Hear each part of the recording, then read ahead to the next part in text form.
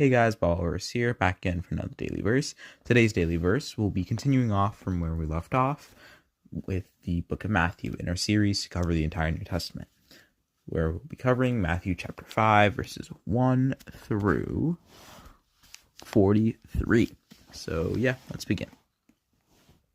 When Jesus saw the crowds, he went up to the mountain, and after he sat down, his disciples came to him. Then he began to speak, and taught them, saying, Blessed are the poor in spirit, for theirs is the kingdom of heaven.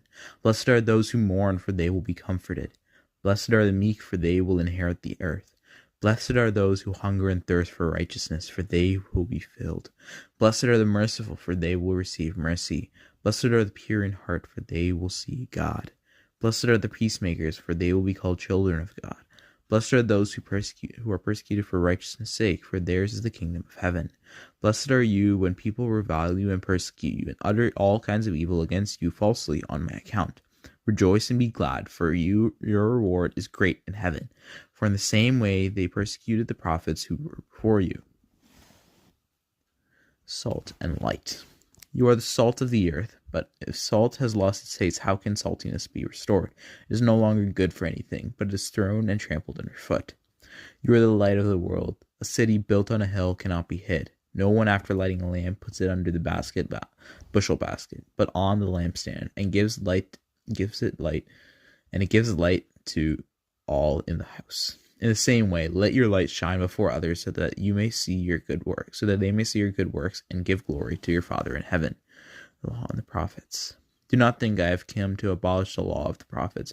I have not come to abolish, but to fulfill. For truly I tell you, until heaven and earth pass away, not one letter, not one stroke of a letter will pass from the law until all is accomplished. Therefore, whoever breaks one of the least of these commandments and teaches others to do the same will be called the least in the kingdom of heaven. But whoever does them and teaches them will be called great in the kingdom of heaven. For I tell you, unless your righteousness exceeds that of the scribes and the Pharisees, you will never enter the kingdom of heaven.